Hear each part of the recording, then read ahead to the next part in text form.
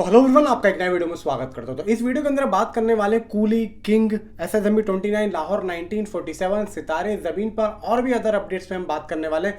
तो सबसे पहले मैं बात करता हूं दोस्तों यहाँ पे भाई किंग मूवी की कि किंग मूवी में क्या होने वाला है। किंग मूवी में 3 सॉन्ग यहाँ पे हमें देखने को मिलेंगे और अभी तक के ये सबसे बड़ी अपडेट आ रही है किंग की के 3 सॉन्ग इन्होंने यहाँ पे फाइनलाइज किए हैं। शाहरुख खान और सिद्धार्थ आनंद ने अब ये सॉन्ग किस किस तरीके के होंगे, एक तो जितना मुझे लग रहा है कि एक गाना तो ये भाई ये सैड सॉन्ग रखेंगे।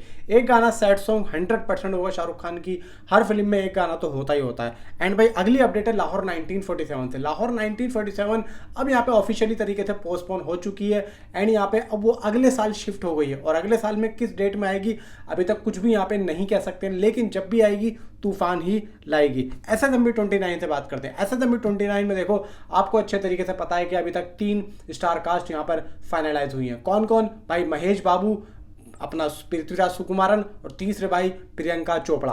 अब पृथ्वीराज सुकुमारन यहाँ पे बताए जा रहे हैं कि भाई एंटागोनिस्ट है, यानी कि विलन के रूप में यहाँ पे उनको फाइनलाइज किया गया। अब यहाँ पे बात ये आ रही थी कि प्रियंका चोपड़ा का रोल क्या होने वाला है, मतलब वो महेश बाबू के अपोजिट होंगी या फिर वो सीधा पृथ्वीराज सुकुमारन के साथ में होंगी। तो अब ये फाइनल हो गया है कि जो प्रियंका चोपड़ा का रोल होने वाला है वो भी एज ए विलन होने वाला है, यानी कि पृथ्वीराज सुकुमारन के साथ में होने वाला है। अब यहाँ पे मजे की बात यह है कि महेश बाबू के साथ में कौन सी हीरोइन यहाँ पे होंगी, देखो वो अभी तक फाइनलाइज नहीं हुई है और यहाँ पे जैसे ही होती है तो मैं आप लोगों को जरूर बताऊंगा। तो अभी तक ये सीधी और सच्ची अपडेट थी जो मैं आप लोगों को बता रहा हूँ। एंड भाई यहाँ पे अब बात करते हैं सीधा स्पिरिट की कि स्पिरिट मूवी का क्या चल रहा है। स्पिरिट मूवी की अपडेट दोस्तों ये आ रही है कि जो संदीप रेड्डी वांगा है उन्होंने प्रभास से ये कहा है कि जितने भी वो स्टंट करेंगे वो खुद करेंगे। और यहाँ पे संदीप रेड्डी वांगा ने प्रभास से बोला है कि मुझे तुम्हारी पतली दुबली बॉडी चाहिए, यानी कि जिस तरीके से अभी वो बाहुबली एपिक के यानी कि SS राजामौली के आपने देखा होगा साथ में खड़े हुए हैं, उनका अब आप देखेंगे जो स्ट्रक्चर है वो कितना दुबला पतला लग रहा है, गर्दन भी कितनी पतली लग रही है और जो अपने चिक है भाई वो भी कितने ज़्यादा कम लग रहे हैं आप देखेंगे। तो वो अब यहाँ पे पूरे तरीके से तैयारी कर रहे हैं स्पिरिट मूवी की। स्पिरिट मूवी मुझे कैसा दिखना है और अकॉर्डिंग टू यहाँ पे सीधा संदीप रेड्डी वांगा के कहने पे चल रहे हैं। और भाई देखो संदीप रेड्डी वांगा अगर जैसा बोलेंगे तो वो प्रभास को यहाँ पे करना पड़ेगा, तभी यहाँ पे एक तरीके से जुगलबंदी बनती है और एक जो निकल के आता है। अब देखो जिस तरीके से संदीप रेड्डी वांगा ने उनके कैरेक्टर के बारे में सोच रखा होगा भाई वो तो संदीप रेड्डी वांगा ही जाने को। यहाँ पे प्रभास की एक तो क्वालिटी मैं जानता हूँ और ये चीज़ भाई साहब मैं कहता हूँ कि प्रभास के अंदर बहुत शुरू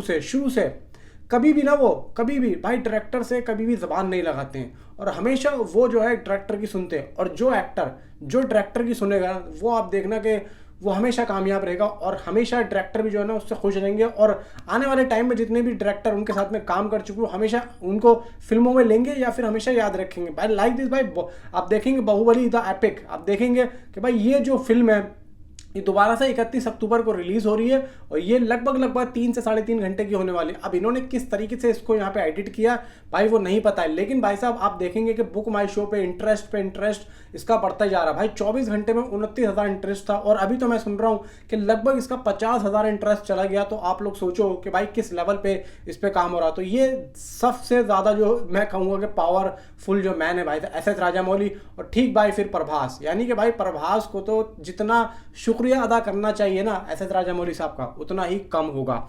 अब यहाँ पे देखो ये सारी बातें हो चुकी है। अब मैं बात करता हूँ सीधा सितारे ज़मीन पर की। सितारे ज़मीन पर दोस्तों कल था 22वां दिन और 22वें दिन में इस मूवी ने 155 करोड़ 25 लाख रुपए की बॉक्स ऑफिस कलेक्शन की, जिसमें से अगर वर्ल्ड वाइड बात करूं तो 239 करोड़ 50 लाख होता है।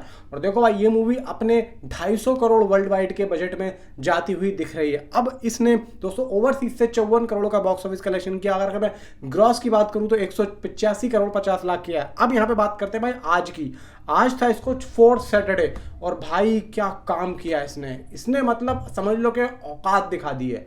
औकात दिखा दी इसने उन हेटर्स की जो इसको ट्रॉल कर रहे थे, जो इस मूवी को बाय द फ्लॉप कराना चाहते थे, उन सब की ना बैंड बजा दिए बैंड। अब यहाँ पे सुनो भाई साहब मॉर्निंग शोज 17.82%, चलो ठीक है। अब आते हैं भाई साहब आफ्टरनून में 34.70%। भाई साहब फिल्म चौथे वीक में चौथा सैटरडे 34% से ऊपर की। मैं कहता हूं जो नई फिल्में रिलीज होती है ना उनकी भी दूसरे दिन में भाई इतनी चलो ठीक है चली गई, लेकिन आप मुझे बता दो कि एक माँ फिल्म रिलीज हुई थी और भाई एक और फिल्म रिलीज हुई थी उसके आसपास में।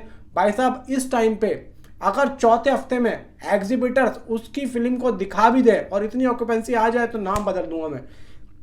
इवनिंग शोज, ओ बाप रे भाई साहब, 51.53% इस टाइम पे इवनिंग में भाई साहब, ये बहुत बड़ा रिकॉर्ड है, बहुत बड़ा भाई साहब। फुटफॉल्स तो सितारे जमीन पर को भर भर के पड़ा है।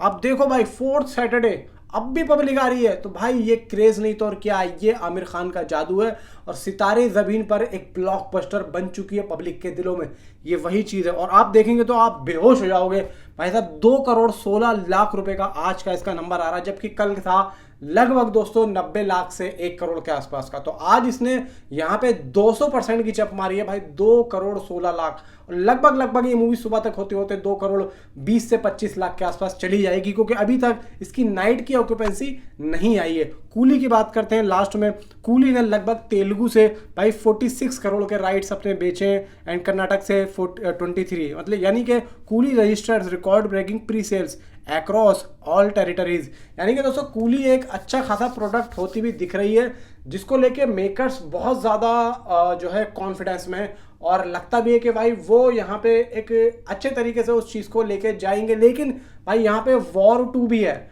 वॉर 2 को आप छोटी मोटी मूवी मत समझना, आप लोग ये ध्यान रखना कि भाई यहाँ पे आदित्य चोपड़ा जब तक खामोश बैठे हैं ना, वो जब तक वो खामोश बैठे हैं तब तक उनकी खामोशी को आप लोग कमज़ोरी मत समझो। क्योंकि भाई यहाँ पे आप लोग सोच लो कि अभी कूली फिल्म का एक ही सॉन्ग आया था मोनिका, अभी वहाँ पे एक डायनासोर बैठा है, क्या कौन सा गाना, वो डांस बैटल। अगर वो गाना इन लोगों ने पहले ही रिलीज़ कर दिया तो आप सोचो कि सारी की सारी हाइप जो है ना कूली की वो ख़त्म हो जाएगी। तो इसीलिए मैं कहता हूं कि ज़्यादा खुश होने की यहाँ पे ज़रूरत नहीं है, सिर्फ और सिर्फ यहाँ पे मूवी को आने दो। क्योंकि यहाँ पे अगर आदित्य चोपड़ा चुप बैठे हैं तो किसी वजह से चुप बैठे हैं, और जब वो आएंगे तो भाई साहब कुछ ना कुछ यहाँ पे होगा। तो यहाँ पे भाई साहब हर मूवी को सपोर्ट करो, सारी फिल्मों को यहाँ पे सपोर्ट करो। नीचे कॉमेंट ज़रूर करो कि आपकी क्या राय है। Thanks for watching.